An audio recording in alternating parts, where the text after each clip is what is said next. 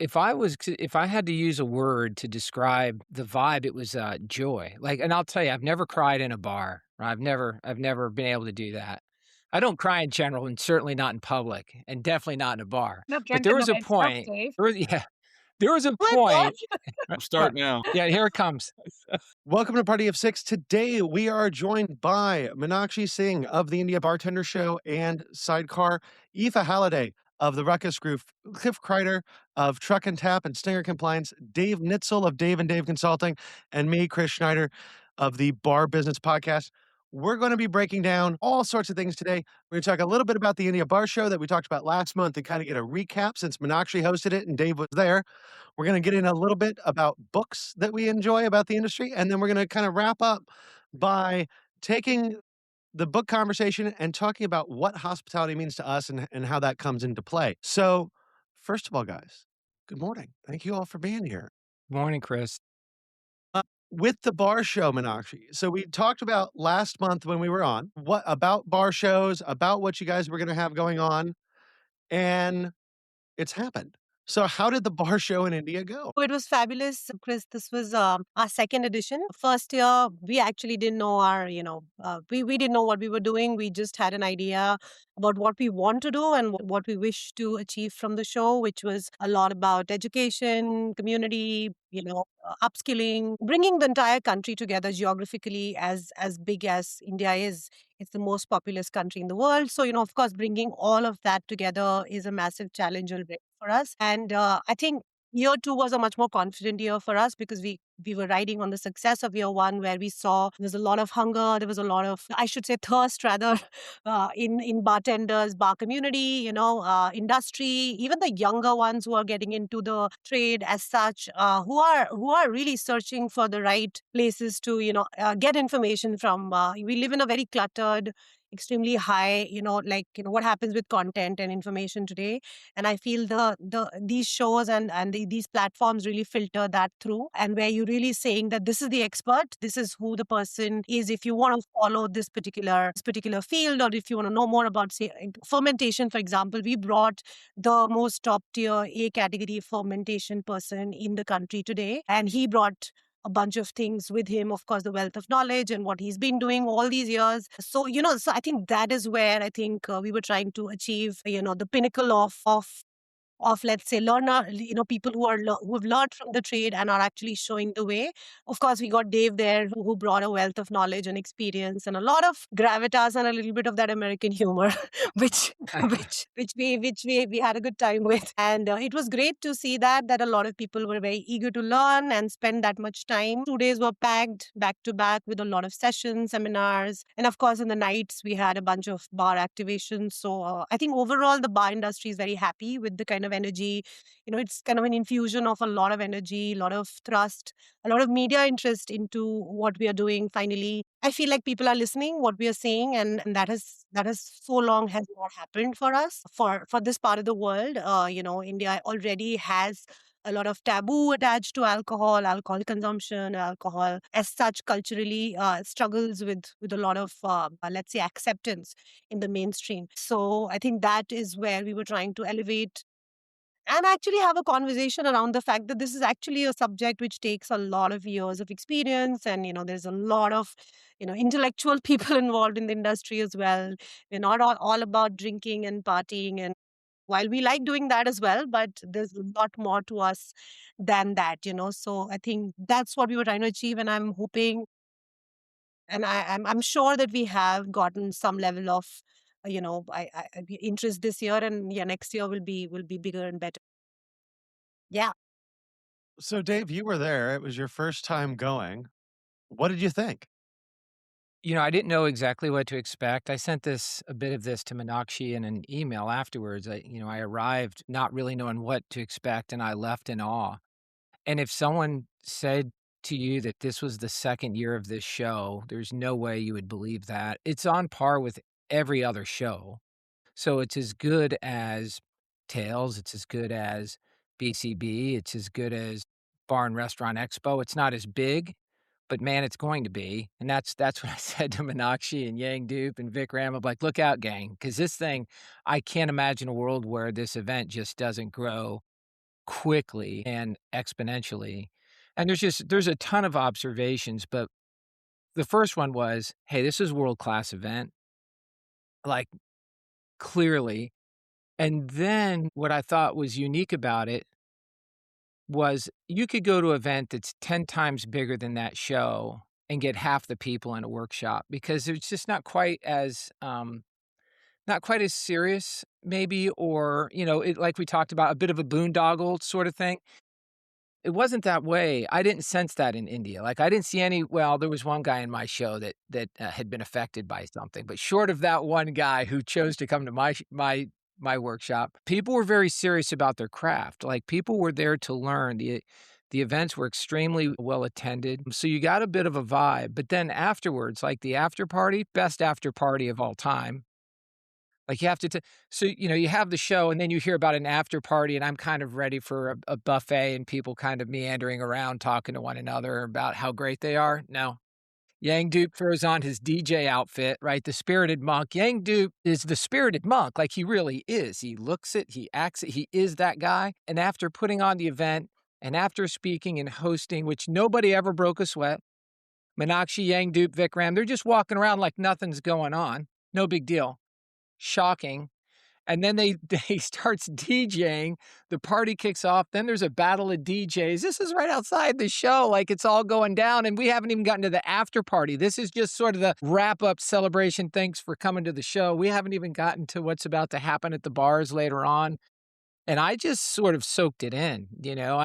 I didn't go out there, and I was tempted to disco when it went full disco dance, but it was an Indian disco, it should be noted. It was not quite American disco, but we'll forgive that. Yeah. So but it Amazing. was Maybe cool. would have got I punched didn't here or there. so long, for that part, the show is a world class. It really is. I mean, if I said that that was 20 years old, you wouldn't even consider that it wasn't. The speakers were you had world class people from all over. It was just awesome. I mean, us, and like I say, I was in awe. I wasn't sure what to expect, and I will be honest, I didn't expect that. Like, I didn't expect that level of, I guess you could say, performance. It was really great. Main stage was dope. Like, the hotel, badass. Like, the whole thing, man. Like, look out. I would imagine that's probably going to be my last invitation because you won't be able to get into this thing anymore. Like, that'll be it.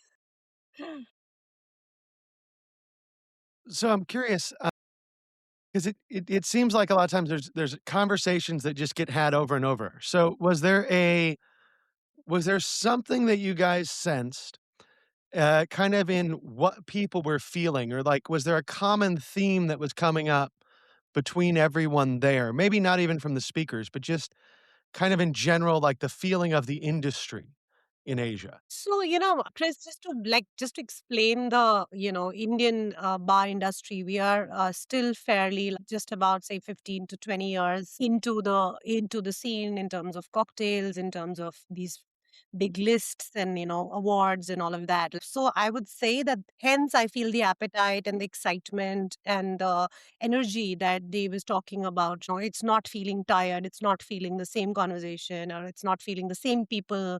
There's no cliques yet, which is very interesting because it is very, very important for us to have. Because I think the learning from our side of the world is that it's very tough to get into these bigger shows with a lot of things going on. You have to know people, you have to be in some places, and you sort of are out of the rooms where you wish you were. Or a lot of times that happens to a lot of the industry, and that is something that we were very conscious of. And the fact that we are so new, and we have to come across very, very open to be like, hey, no judgment here. If you don't know, even if you know nothing about the bar world or our industry, you're most welcome to come in. We know we consciously the tickets for free for you to come for those 2 days. Of course, there was certain profiling that had to be done in terms of legal drinking age, etc., all of that.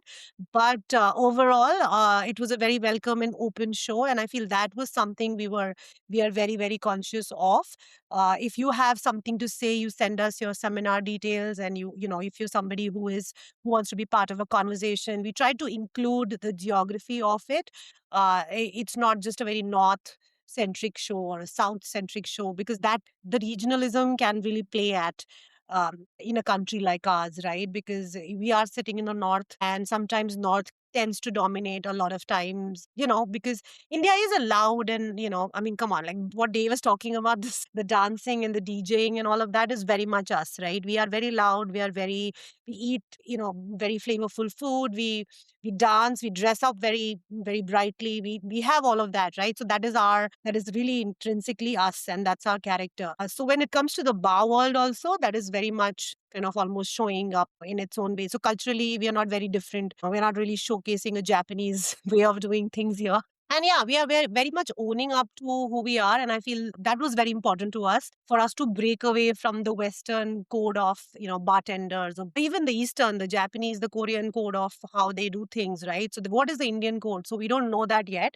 And I feel like we are all almost like trying to find the definition of that. It's really interesting. It's a very, very good time to be in our part of the world today, because it's really like, coming, it's very open, it's you're most welcome. If you have, you know any time, if you plan to come to India, I can throw like 10 bar owners and 3 brands at you to sponsor you and figure to do something with you, you know what I mean? So it's very open right now, and of course the industry is also really growing at a fast pace, and that's showing because the brands are, as we had 28 different companies and booths who showed up to sponsor the show, which was also a huge thing for us to bring people. Especially brands don't invest in trade as much. Brands will invest in consumers, and shows that are consumer centric, or are bringing in the people, the diaspora, but not necessarily the trade part of it. So it's difficult to get people to give you money to learn, that I'm going to teach people, you should invest in us. They don't see the long term of it, and I can understand that. So hence the booths, hence the guest shifts, hence we did a lot of bar crawls. So we're trying to meet them halfway and keep them happy, and I feel like I understand the commercialness of it, because I come from the same industry. I was a ex liquor company person before this, and I know how brands think and what they want, and so we are trying to fit that in the right perspective and also give the right direction to the show. So yeah, we're learning along the way, but I think lots. So what's interesting to me on what you just said is India is like this newer market for bars, right? And I feel like for the rest of us, being in the US, or I think Aoife probably has it worse. She lives in like the oldest bar market on the planet in the British Isles, but I guess you're in Spain now. But still, Europe has had a long bar history. Very long history here. So, Dave, did that feel different to you? Yeah, Being it in did. kind of a place where it's brand new versus Yeah. where it's really established? Yeah.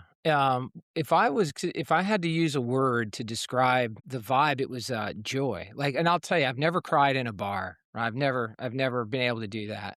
I don't cry in general, and certainly not in public, and definitely not in a bar. Not But drunk there in the was a right stuff, point Dave. there was yeah, there was a Oh my God. point I'll start now.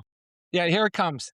Look, there was a point where we were at what I like to call cocktails and dreams, and they shy away from calling it that. They like to call it Speaks because I think they don't like the association with the movie, and I love that. Like, to me, that makes it better. So, cocktails and dreams, aka Speaks, which is a speakeasy, right? So this is like the third stop on the this is the after part. This is the after party for the show, right? And this is the OG We bar lost you from after that, Yangdu. Dave. Yeah. Love it, right? And Meenakshi needs to talk a little bit too. We gotta get Cliff and Aoife in, I know that. Meenakshi does this scholarship program that I don't really know much of, but I heard about it in a car ride to the show with a writer named Sophie, who's amazing. Met tons of amazing people. Anyway, there was a point where everything was going down at Speaks, and just wonderful. And I was just watching the young people. It was about 3 deep at the bar, and I was watching the young people work with such joy and togetherness, like genuinely thrilled to be doing the job, not just kicking ass, but joyfully kicking ass. And then the crowd reciprocating that joy. No drunken stupidity, no idiocy, just joy. And just for a second, I started to feel a tear coming. Like, it started coming. I was just watching these young people loving their work and the interaction, and I thought, "Damn, that's it." I was like, "That's it." and it was so cool to see that. And there's elements of that sprinkled throughout, I'd say, all of my experiences there. Like, every bar had that. Every one of Meenakshi's bars had that. "Stop bringing me food. I'm full. Here's more food." "But then, oh, I can't eat it. Here's more food. I can't drink anymore. Here's more drinks. Let me show you this drink. Let me tell you about my drink." And with just an outpouring of, like, enthusiasm and happiness, and that's the thing that'll stay with me more than anything else. And I'd say, there's some tough things in India, that they're working on. There's a lot of people, and there's people competing hard for work, which means, people need to get paid more, and you wanna lift everyone up, and Meenakshi's playing this critical role in the, whether I don't even, societal lift is happening, you're hoping for. And to watch people work with that type of true joy was just awe-inspiring to me on all kinds of levels too. I wish everyone could experience that. I told Cliff, I said, "I thought of you guys on multiple." I was like, "Oh my god, I wish the whole team was here to just kinda see this go down," because all of you would be like, "Hell yeah, like, that's it. That's how it should be." Something like that, Chris. I'm not sure even what the question was, but that was the so awesome.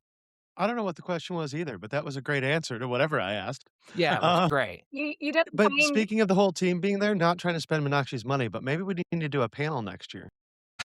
We Yeah, gotta get a yeah. sponsor. I think we need to do a party of 6 at the show. Wouldn't that be something? That would be so much fun. that would be amazing. Yeah, 2027, I'm free. Yep, Yeah.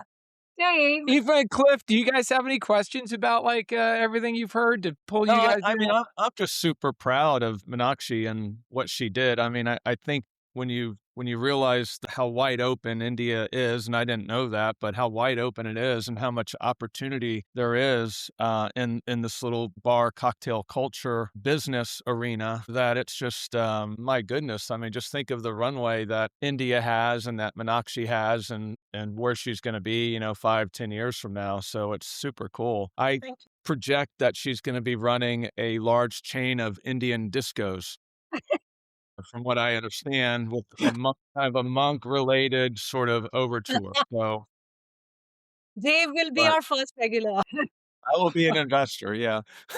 That's if you can find a way, Meenakshi, to bottle that joy and send it to us all so that we can No, re-inspire it's the bartenders in London and New York and Atlanta, and yeah. that would be great. I'll tell you a little bit of what the question was regarding the difference between Asia. I feel like, it's the same thing. Like, when the industry is starting up, there's young, fresh energy, and that young, fresh energy is raring to go, right? And you go to Bangkok and you go to Taiwan right now, you go to Philippines. These are the markets. Like Singapore and Hong Kong there's a little bit of a, let's say, like, there's a seniority which is coming into the way they're doing things, and the conversation is very much I mean, they have led the way in the Asia Pacific. But I feel like the big difference between the Asian bar scene and the Western bar scene is that, right? I think the huge part is the newness, the excitement, the last X number of years. You see it. You see it moving across. You see it in 50 Best of the World, 50 Best of Asia. You see it in Tales of the Cocktail. You see in all of these Spirited Award awards, a whole lot of these spaces, right? So, of course, the excitement of almost enlarging the world, going beyond the Western world is happening. And I feel like the energy and the joy that you're talking about is that. Probably 20 years ago, 30 years ago, this was the London bar scene. And we've heard about, we had Kevin Armstrong there who shared some amazing, amazing information. Like, his session was so, so inspirational. He was one of the first, he's from Match Bar in London. He's what he's achieved and done with, he worked under Sasha Petrusky. And, like, you're talking about the living, like, the real legends of the London bar scene. And he was there to share that. And I promise you, our team at Sidecar was shit scared of that he had a guest shift at Sidecar. And because I'm telling you, he brought his own blender, he got his own Oh, blender from you from London and carried it, because he carried his own everything. And after he finished his shift, he cleaned all the bottles and put them back.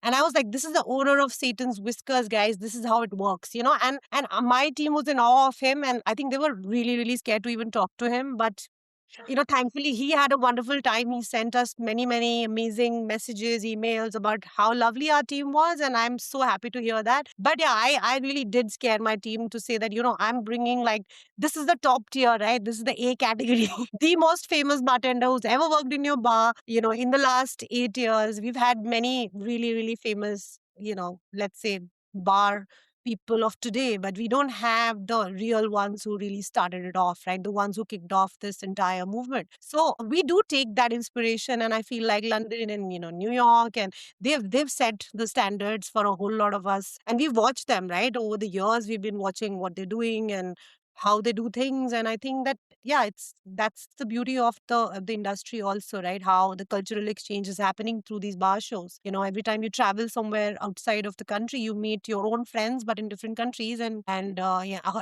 learn a ton of things, and a lot of respect for that culture, for who they are, and what they're about. We've got Kevin agreed to come on the podcast, by the way, as did Ian, as did Sophie, as did I didn't think, Sarah. Like, I was you just recruiting. you accosted people. Dave, Yeah, you were accosting people. absolutely. Absolutely, I was. Relentless. Yeah, Yep. unapologetically. Yeah, it's like, "Hey, we've got the best podcast in the world, and, so you guys can be on it if you want to. I mean, no big deal, no pressure, but we're number 1 in our It'll be hearts." So amazing. they Yeah. said that they were all saying, "Yeah." So we can get them. No, no, absolutely. I mean, if we find a good conversation, why not? I mean, we would love to have them, something which is, which they can speak to. Yeah. Yeah. But I thought it'd be fun. You've wanted that. You've said, "Hey, we need to get cool people on here that we're not cool enough." And I'm like, "I think I found a bunch of them. I found them at the India Bar Show." Perfect. Well, it sounds like you're, I mean, at your own place, you're creating a sense of place for your employees. I mean, and that's so important. So obviously, on a busy night, on a occasion like this, the crew is probably elated. I mean, they're just beside themselves. And, it's just like even around here, once we accept a new employee and they come in, they find a community, they find a family, and they have something to work for, to work towards and to work together with. And I think that's obviously showing, within your bars, but within the larger culture of having an event like this, it just, the word exponential comes to mind. I mean, you're touching so many people, and I'm sure countless people just went away thinking, my God, this is going to be my life. So it's inspiring right there that's what you've done. Cheers. Good job. Well done. It's incredible to think Thank you. I This is ad-libbed it into my workshop that when you do some of these other shows, they're typically run by massive groups of people or even an organization outside. It's run by a professional Right. conference organization. And it occurs to me, you look around and I said, "Hey, any business-minded people in the room? Like, does it occur to anyone that there's a bar team putting this conference on and they're not breaking a sweat here? Like, Yeah. is anyone noticing what's happening Right. around you?" Right? Yeah.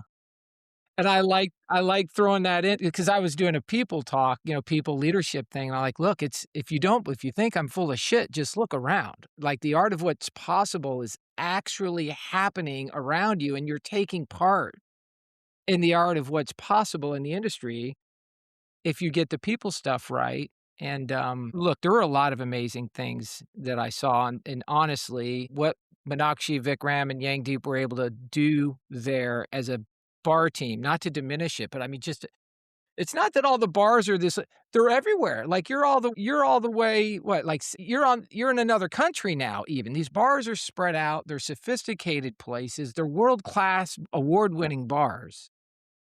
And, oh, by the way, running like this super dope bar show when, oh, by the way, making it look easy. And let's throw in some dancing and DJing, and let's make sure everyone has food and cocktails all night long. I mean, it's just mind-boggling. It just blows my mind. It's incredible. Thank you, Yeah, Dave. every time Dave says super dope, I'm reminded of MC Hammer. I don't know But why, yeah, yeah, come but on. We got disco, got super dope, MC Hammer. super dope homeboy from the hometown. You can't touch this. You Come hanging on. out? Who were you hanging out with, Dave? What'd you say? What's that? Who were you hanging out with at the show? I want to know that. Did I tell you Yes, what this happened with who inspiration. I was hanging out with?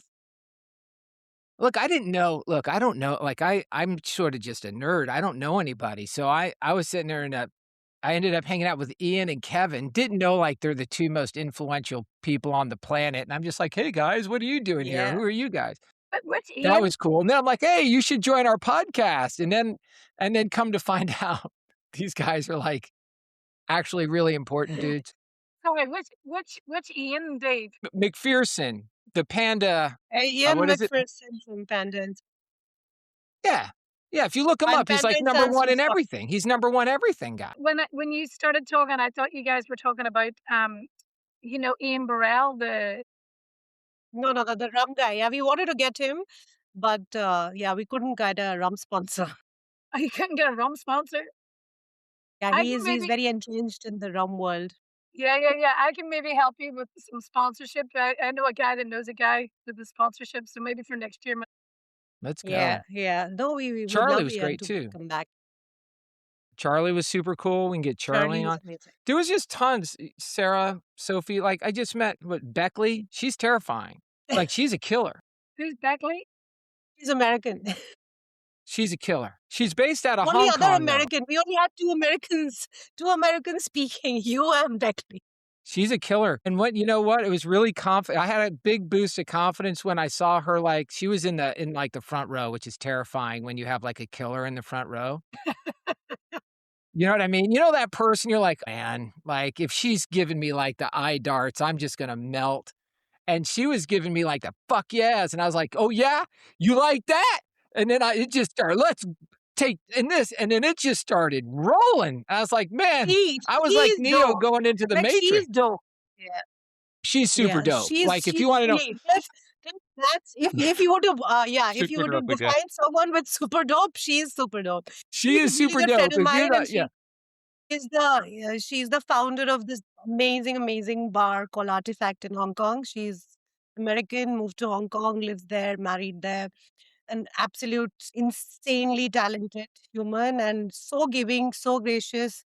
She was bartender in the Asia's 50 best bars a few years ago. She again is a huge personality, but also again backs that up with some solid. You're not just what I mean. Like it's real content there. And I think yeah, an absolute star. Yeah, if you look her up on Instagram or something real quick, Chris, and you see her, and then you imagine her in the front row judging your content, you'd be like, "Oh, yeah, Dave, I get it, man. Terrified." And then my wife was in the crowd, which she's like my kryptonite. So I've got oh my god, like, it was I've never been that nervous. Like, that's probably the most nervous I've ever been. I was like, "I can't let Meenakshi down." My wife's sitting there going, "Yeah, bullshit." And then I've got, like, people like Beckley, Ian, Kevin, and Meenakshi in the crowd, and I'm like, "This is you better go, man. You better dance like MC Hammer. Like, this has to work." I'm just thinking about like Valentine's Day, and you say, "You're my kryptonite." I don't know how that goes over very well. You know, I like it though. But she's amazing. I must tell you the story, Cliff, of Jenny. And as she was there, Yeah, and she was doing the bar hopping with Dave. She was hearing all the cocktail stories. This ingredient comes from here. Try this drink. And I think she was really like, I could see that she was really just taking it all in. And I think, and she was really like, my God, your industry is like, it's so full on. It's very noisy. It's very loud. It's very out there, right? You just bar hop and you see a bunch of places. You have to be on that energy to do it.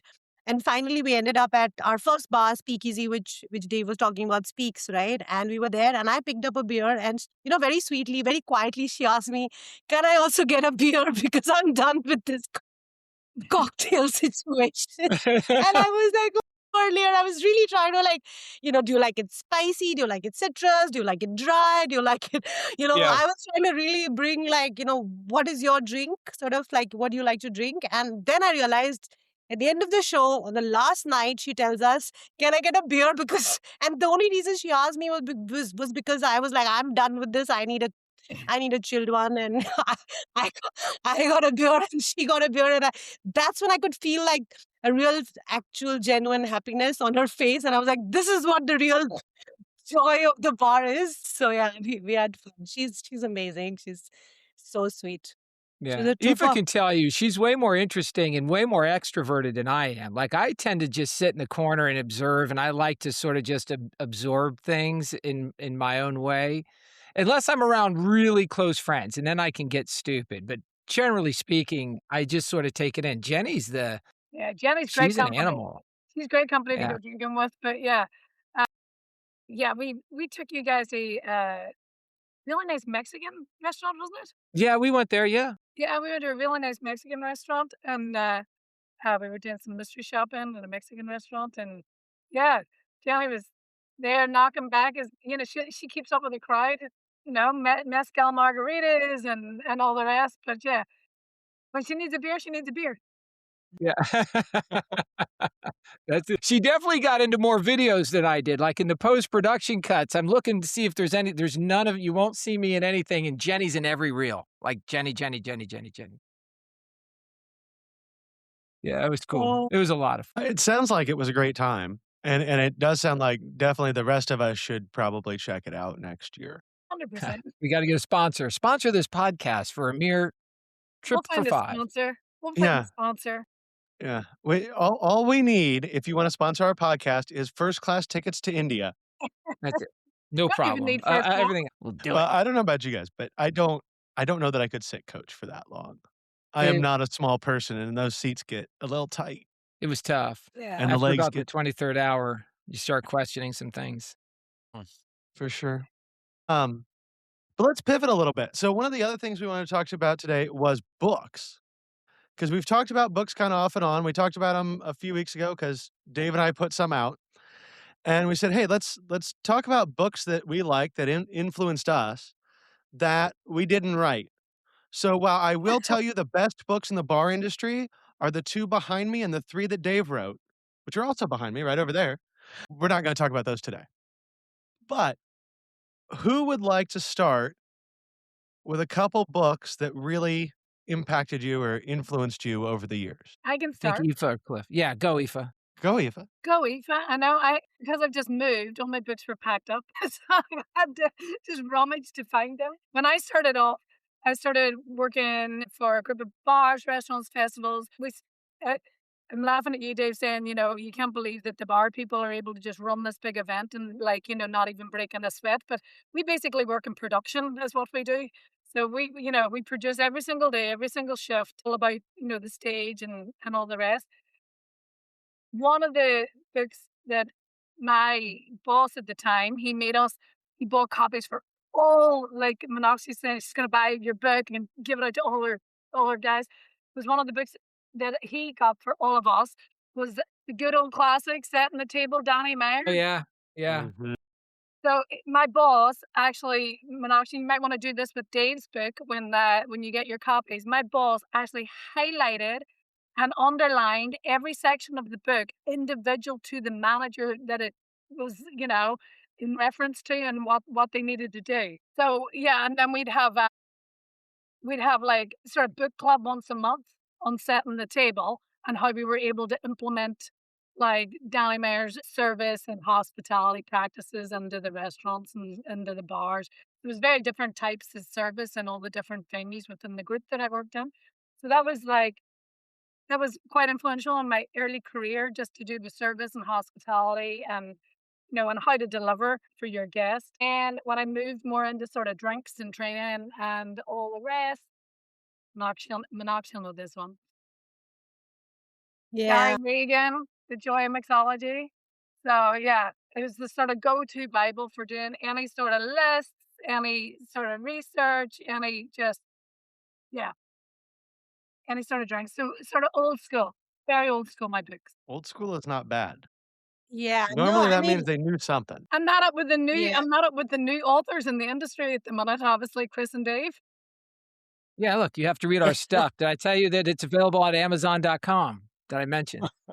Or check either of our LinkedIns, and you'll find links to both books. Yeah, smooth, smooth, Chris. Cliff, how about you? No. Yeah, so I read Setting the Table. I mean, that was fantastic. It was a little bit too long for me, actually.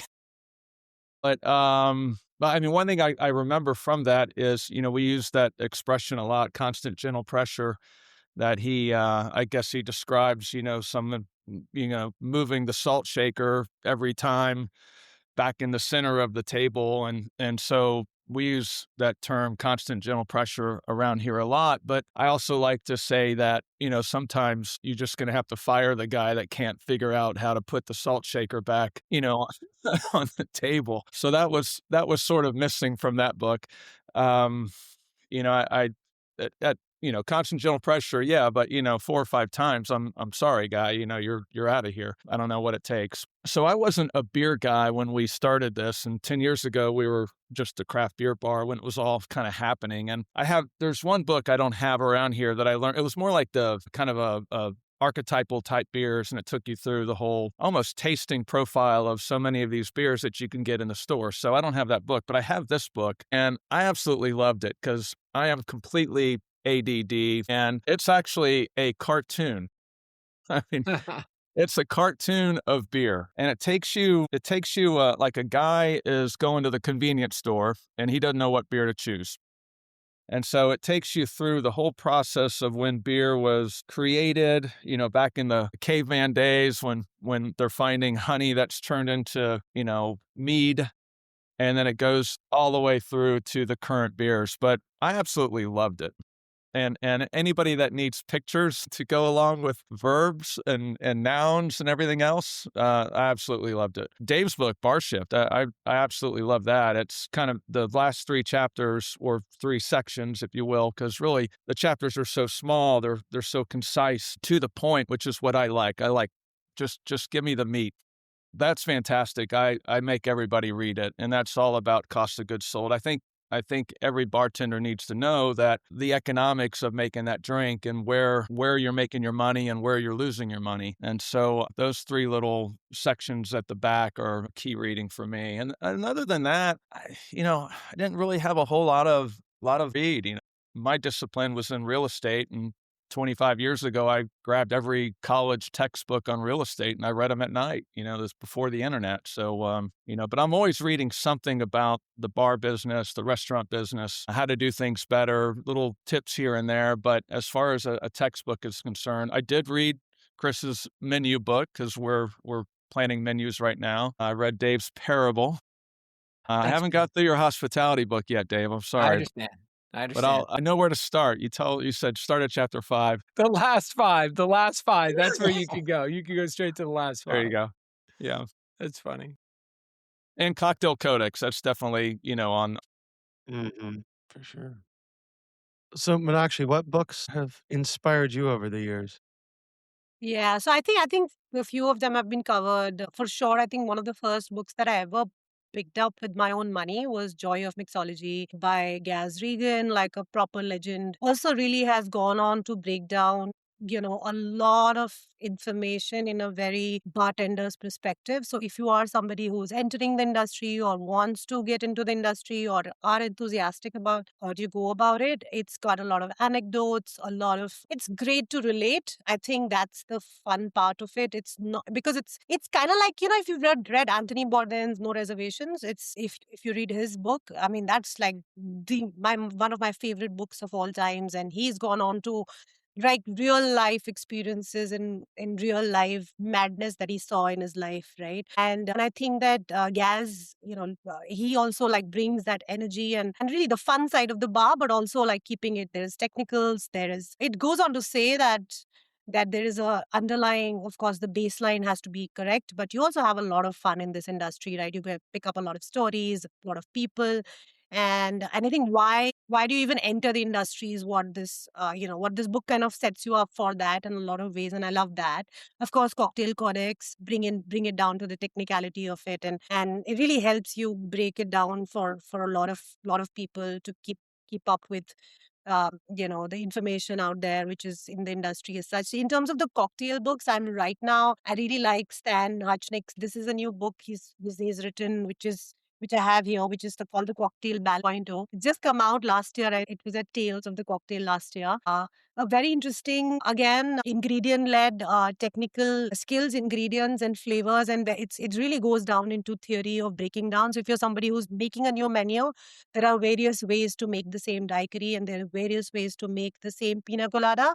It's about how do you bring that finesse and a little bit of that, let's say a little bit of the Scandinavian way of thinking into the minimalist approach to the drinks, but also really, they look wonderful on your on your menu as well, of course, and the taste profile balance. So he's a young budding bartender, is not somebody who's at that stage where I'm not talking about a legend of that category, but he's again somebody who's really one to watch. A lot of people follow him, and he does some really cool stuff as well. I also picked up this book. I go to Tales to pick up a lot of books, so I picked up the Martini book. I'm a full-on sucker for good martinis, and I really wanted to see.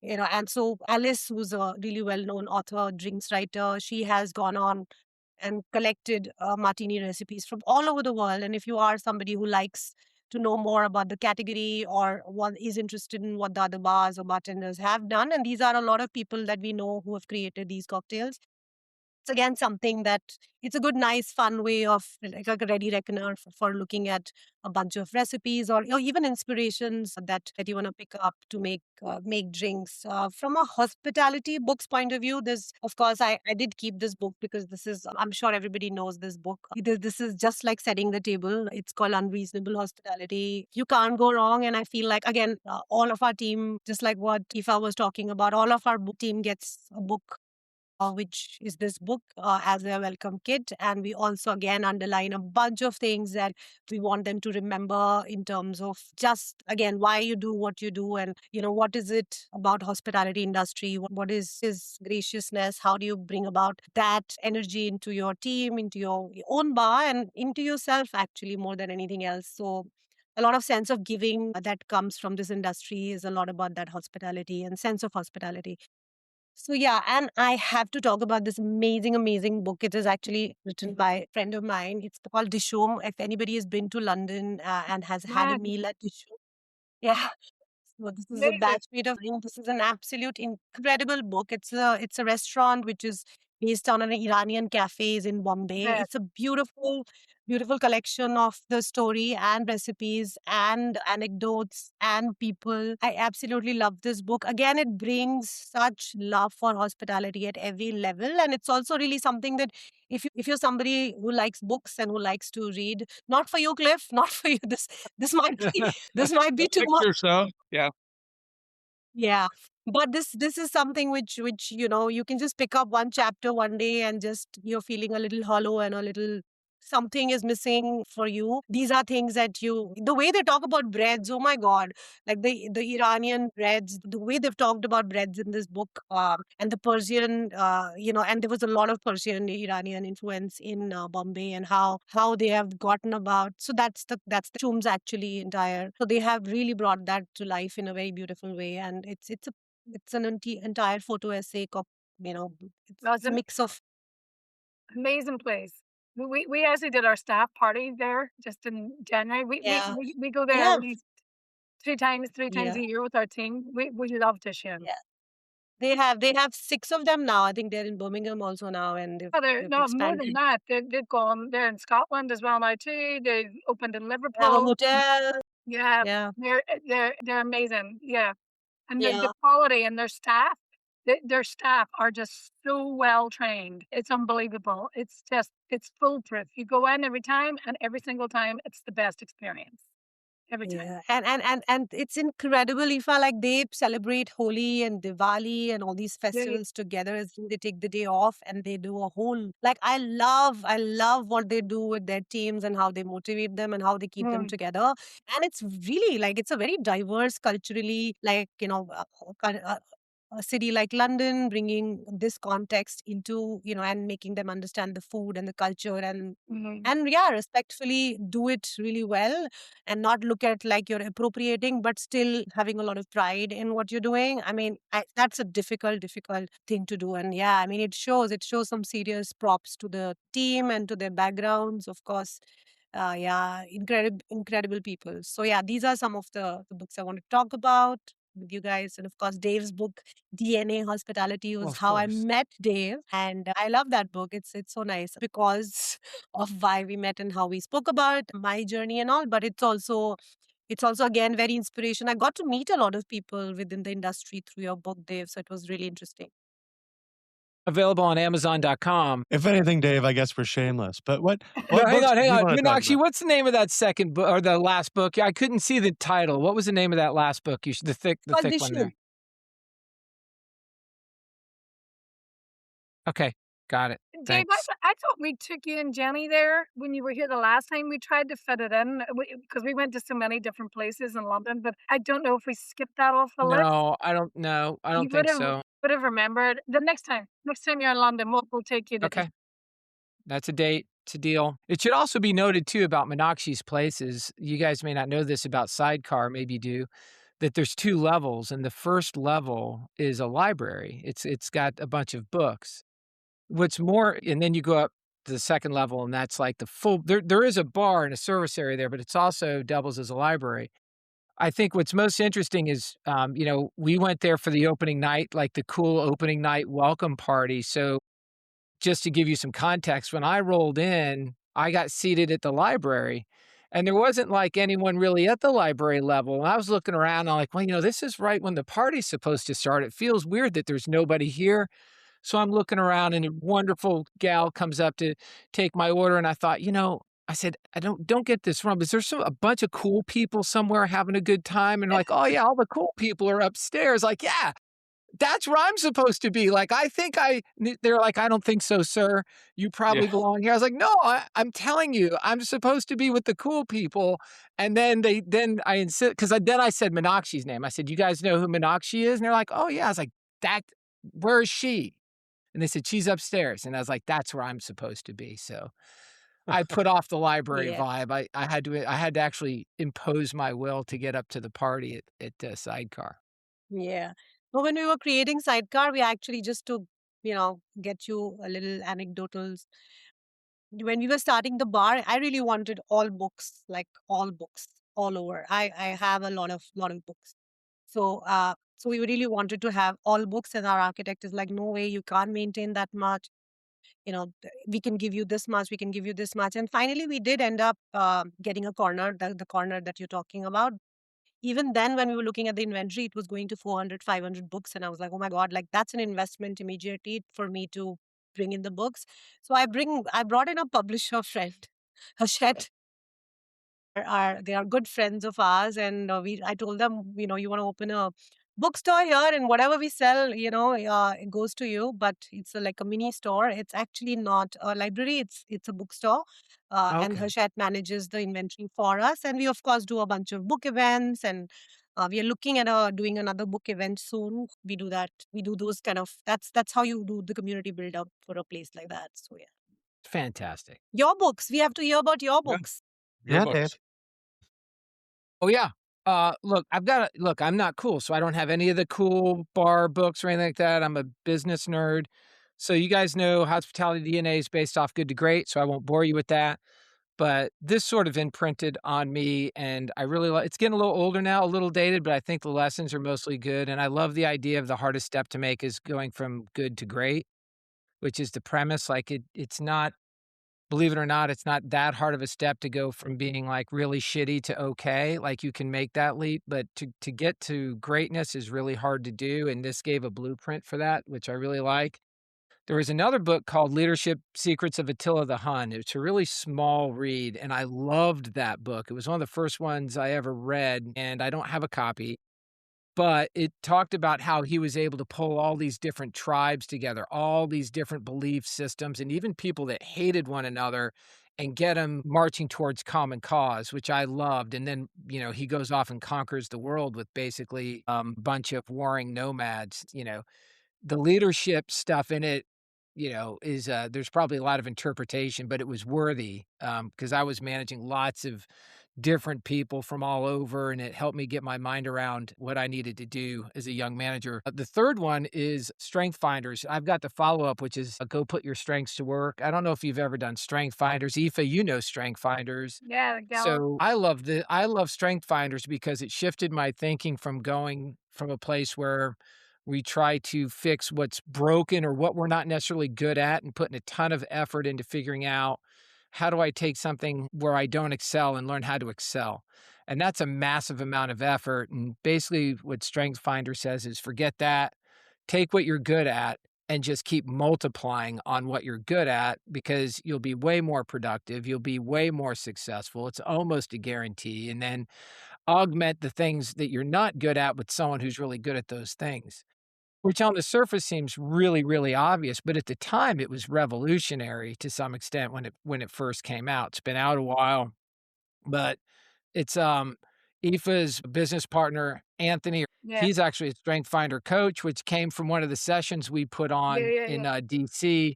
I love those sessions. I think they're really enlightening, and, it's an easy, quick read for someone, like Cliff who's like, "Look, I don't have time, like, just get to it." You can buy the Strength Finders book, and within the book, the test is in there, and you can take the test and get all the results online, and then you can get learning guides as a result of your test, and I just find that to be immensely useful. So I like books that really have practical applications, and, you know, I'm not on the, I don't know anything about making cocktails or anything like that. So I'm a management leadership geek, and this is the stuff I nerd out on. So I really like that for anybody. And again, it's supported by Gallup research too. So Marcus Buckingham for the author on that one, Jim Collins on Good to Great. But if anyone's looking for a bit of a insightful management tool book that's not very expensive and highly effective, I would certainly suggest Strength Finders. Dave, can I ask what your number 1, 2 strengths? My 1 and 2, well, the last time what's funny is I've done it like 3 times, and Yeah, depending on the circumstance I'm in, sort of determines, like, the muscle I'm using. So, the last time I did it, it was, achiever, an activator. I'm also a maximizer, which is probably kind of obvious when you get to know me. So, big on the achiever, which is a checkbox guy. I like to get things done at the end of the day. I like to look back and say, "Here's what you did today."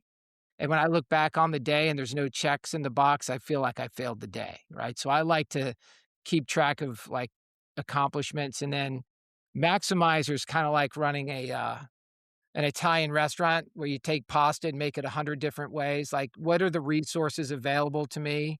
And then how do I make the most of the resources that are available to me? And, so maximizer, achiever, I could give me if you put me on the spot, but I can come up with the other 3, but your those top 2 2? tend to always be in my top 5, Yeah, and some others rotate out. So as an example, when I became an entrepreneur starting my own business, the skills I was leaning on heavily and developing was different than, say, when I was a corporate guy and I was managing massive teams, was a different, like, a lot of influencer came in when I was in that role, and I didn't need that when I was launching my own businesses. I needed other skills like maximizer and achiever. So it's interesting that you can phase in and out of different yeah, skills depending on where you are. That Thanks for is the so. question, Aoife. yeah. My number 1 is positivity, Dave. I believe that. Yeah, I believe that. Yeah, I Positivity can see and that. futuristic is the other one. I'm always thinking about what's next, which is a bone of contention at home because my husband has done the test and futuristic is last on his list. Well, that's That a and then I figured out why we always argue, and it's always about, "Well, I want to plan this," and he never wants to plan anything. but technically that's a good team. Like, that's how you should pair it up. It's a good match. Exactly. But the is it the Wo the OO? Woo, Woo woo. aye, that's Woo's in my top 3 as well too. But I think, like, even as an entrepreneur or somebody working in bars, hospitalities, like, I think if you've got the Woo Woo what does it stand Woo, for yeah, again? woo. It's like winning others over. The winning others over, I think that's you sort of need that in your top 10, don't you, to be working in hospitality? Yeah, that's a big extrovert one too. Jenny was number 1 woo. Domzalski, that some of you know, number 1 woo. Like, those were 2 big woo people. They Yeah, love being in a crowd and winning people over, and they flourish in that. yeah, awesome. Chris, what Cool. about yours? So, Dave, to make you feel better, I went even nerdier than you, Oh, I love it. right? Because I am a finance guy at the end of the day. That is worse. And That is and worse. and the book that I point people to is Restaurant Success by the Numbers, Ugh. which is about 20 years old, and it goes through everything from what's a P&L to how to manage cost in linen. It's very exhaustive, it's very in-depth, it's very nerdy, it's written by a CPA, and you can tell. But I don't think there's another book out there right now that spreads the gap between, "Here's some smart stuff to do in the hospitality industry, and here's a academic textbook on accounting." So to me, it's the perfect approachable middle ground, but it's definitely not short, Wow. Wow. and it's definitely not yeah, it's like 400 pages or Whew. 300 pages, and it's definitely not amusing. This guy's an accountant. It's very, very dry, but it is a phenomenal book to really get a grasp of the numbers and get some background if you don't have it. So that's probably the nerdiest book out of the whole set. Maybe get That's audiobook for that one, amazing. I don't know. Book might be worse. maybe. Yeah, it could Yeah. be. Well, It's so Chris, interesting how the diversity of the choices. So, like the diversity of choices, it was nice to see that there's some I have a long list. Yeah. well, I was going to say, yeah, as a landlord, I'm approached by entrepreneurs, business people, wannabes, dreamers. And, it'll be like, let's just say, how much is that 1,500 square foot space? And I say, well, it's $30 a square foot plus CAM. And, it's going to run you 50 grand a year or something like that. And then, so I'll say, well, have you done any kind of business plan? And they're like, well, yeah, I've got the ideas. I said, so I mean, what are you gonna sell? How many cinnamon rolls are you gonna sell? How many loaves of rye? And they just have no clue. They haven't even done the very basic of, I gotta sell 1,000 loaves of bread to cover my rent. And just something like that is just, back of the napkin, start putting some stuff down on paper and evolve your pro forma. But I'm sure, I mean, if a CPA wrote that, that's enlightening to anybody that's a dreamer Mhm. because, talking about strengths, they may have the strength of baking, but they don't have the strength of, putting the books together or a pro forma together. I mean, all these are great books, but I mean, dude, if you don't have your numbers down, forget about hospitality. You're not even going to make it there. Yeah, exactly. Oh, I've got a 5-year plan. Well, do you have a 3-month plan? You Yeah, know, so that's I think those are I think we all have it in us. I can feel and hear everybody, but you gotta you gotta make it work economically. yeah, So, So and one of the funny things, one of the groups of people I really like to work with are people that are trying to get into the business and help them make pro formas. I'm yeah, a nerd like that. yeah, I enjoy the academic exercise of a pro right, forma right, a lot. yeah, And I make them very dynamic. So you can go in and you can change variables and it updates the P&L and L and all this stuff. So when an investor asks you a question, you just change the variable. Boom, here's what would happen if that happened. You can right, war game in real time.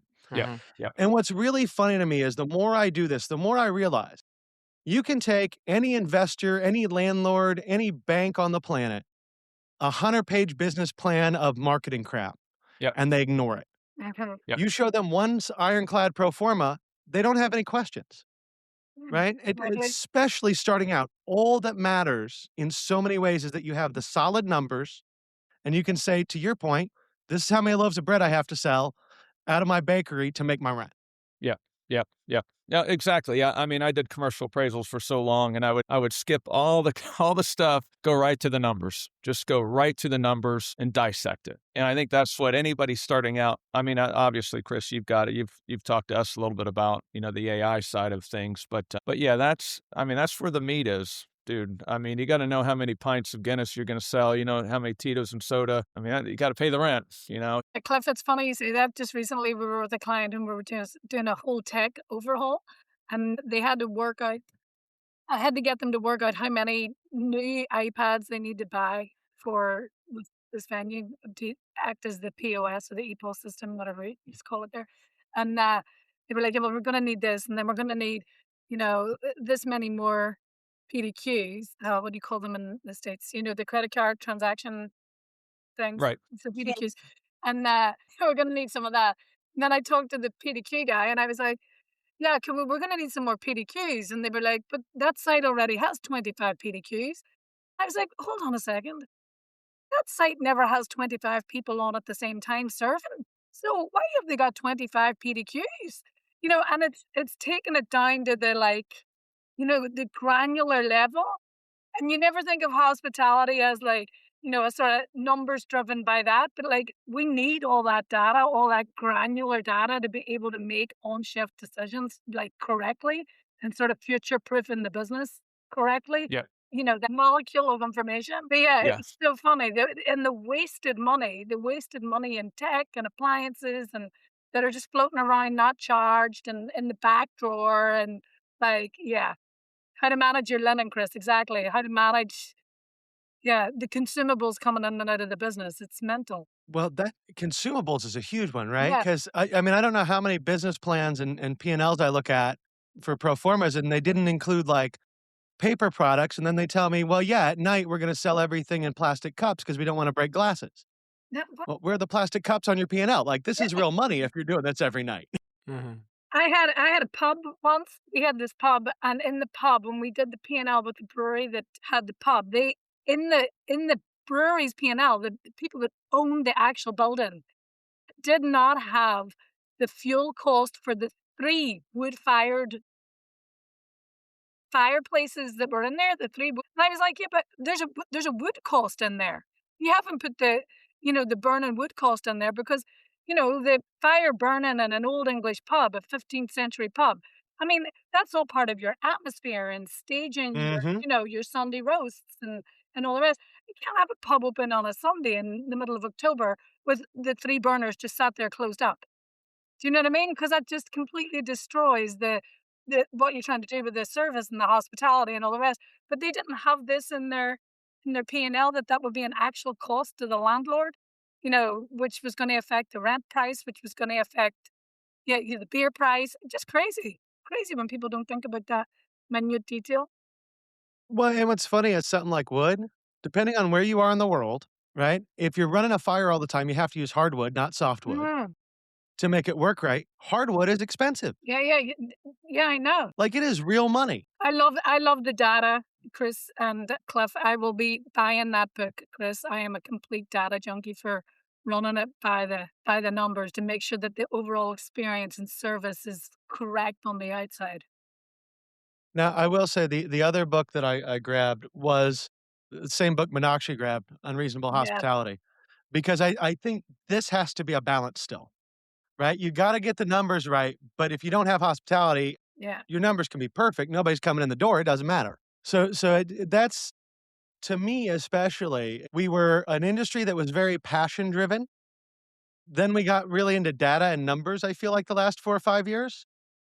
And we need to bring back in some more of that love and passion because I feel like, especially in the US, post COVID, things got so tight. We got all, how can I put this? Cheney in the independence, Mm. where we got so focused on, oh, I can drop my liquor cost by a tenth of a percent, which yeah, you should do that. But we forgot some of the hospitality.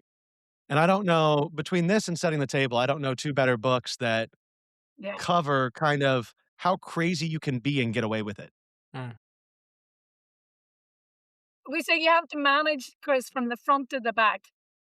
Mhm. You have to get the hospitality right at the front, and then you fill it in from the back. So it has to be Yeah. front to back. I look at it like a hardware, software thing. I feel like Yeah, you can't do without either. Mhm. I feel like from a business partners, if you are somebody who is not, you might have, it's the right side and the left side of the brain. It's actually exactly that. And so if you see that if you're not somebody who's very data driven or who's not very detail oriented or understands the business end of things, do hire someone or find someone or partner with someone who can bring that. I feel that is really underrated in our industry a lot, like, because we go really mad in creatively mad. And I think that is why the reason of the failure of a lot of the industry and the businesses, especially run by chefs and bartenders, is because they think that, oh my God, I can make the coolest cocktail, I can make the guest happy, and they can do it. It's not like, it's not like they can't, but it's just that they're not bagged with solid business understanding. And it might take you years to build that, right? So I think that's the balance that we all strive, and Yeah. that's the golden balance to have. Like, I feel like you look at successful businesses and you see, what do they have both of these things. Somebody is matching up, somebody is picking up this weight, and the other, if it's not the same person, right? So it's usually that. 100%. My parents were in fine dining back in the 90s. And one of the things that they always said is if you let the chef do what he wants, you're going to go broke, Yeah. right? Because you have to put some financial control on the creatives, whether that's behind the bar or in the kitchen. Because otherwise, you end up with, and I still have them because they made my dad so mad we kept them, $35 plates that look like a duck just to serve foie gras on. So, Nice. Very Dave, one of the things I wanted to just bring up real quick, because I thought it was really interesting when you were talking about India, you talked about joy and love. And that's actually 2 words that have been on my mind a lot lately for this industry, in that we need to almost inject more joy and love back into the industry. Mhm. So, seeing what you saw in India, thinking about kind of numbers, hospitality, how do we do that in the US? Well, look, I think that's a bit of a business culture thing, and culture starts at the top. So to me, that's incumbent upon the ownership to create the environment. Like, ownership has to create an environment that allows that to flourish. Meenakshi's doing that, that whole team, right? You can tell it's very obvious when you walk in to their places that it's a reflection of the leadership team. So you can't it's very hard to build joy from the ground up. Like, you can individually contribute in your way, but you can all it's also you get overwhelmed by what the overarching business culture is. So it's very much a culture issue. That starts at the top. Every business has a culture, whether it's defined or not, who knows? So I could tell you, going into Cliff's bars, there's definitely a culture when you go into the truck and tap, and there's a lot of joy there too. They have a lot of fun, there's a lot of joy, and it's clearly a reflection of not just Cliff, but the whole leadership team. I think there's Cliff and 2 others, and they have established a way of doing things. Culture is essentially about how people behave and think in the business, and that has to come from ownership. So if you believe in that, it starts at the top, and then you have to ask, what am I doing to create an environment that perpetuates those behaviors? And how do we reward people who exhibit it the most? And how do we promote people that get the culture and all that? So it's very much a culture conversation. It's a little bit about, I know I've jokingly plugged the book, but that's a little bit about what's in the new book, and the fable is a little bit about how do you create that environment while still being financially viable. You can't joy yourself out of business either, so you have to find the right combinations that work, but it starts at the top.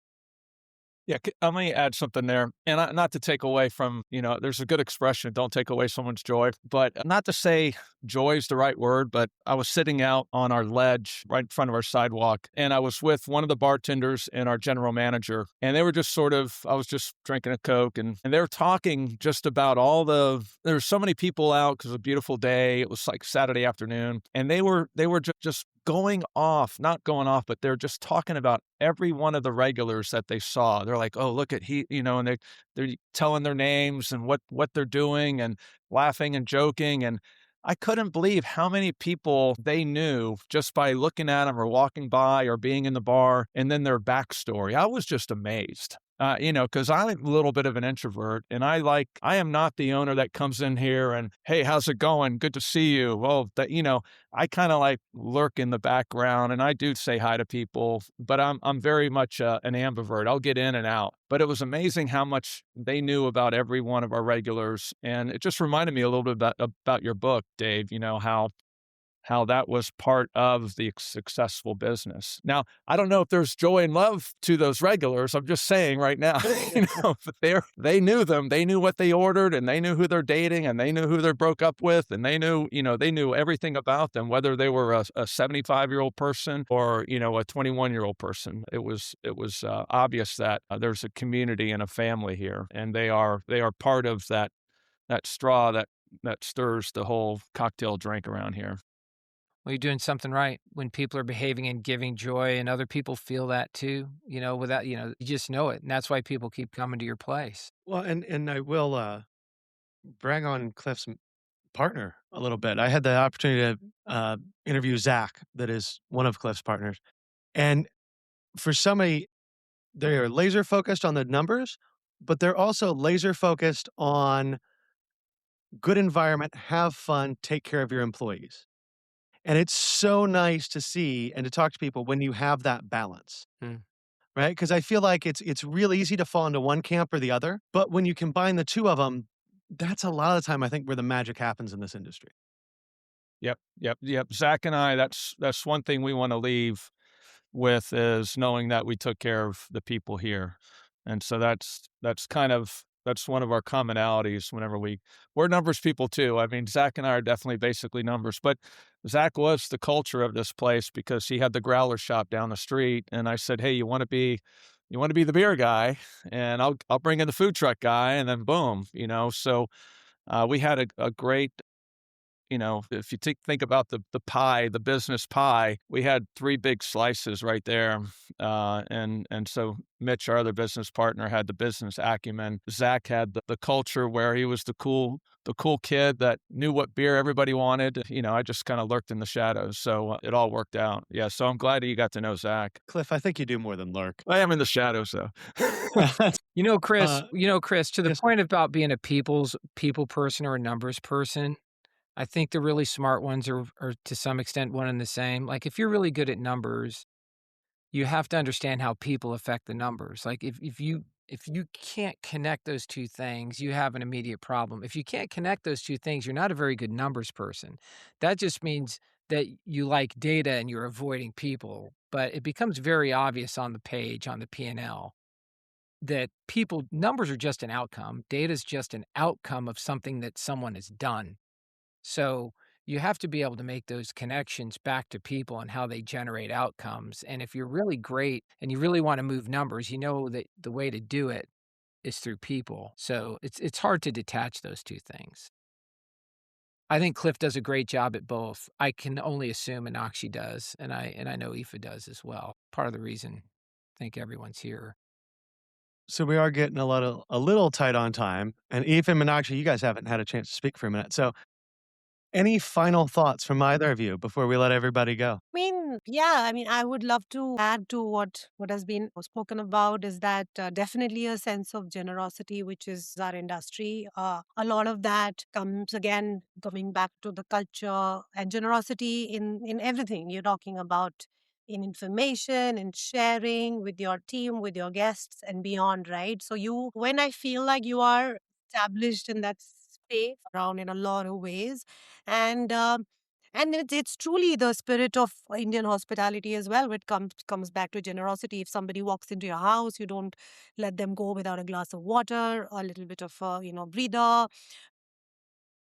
Even people who deliver parcels in my house, there's a water jug outside.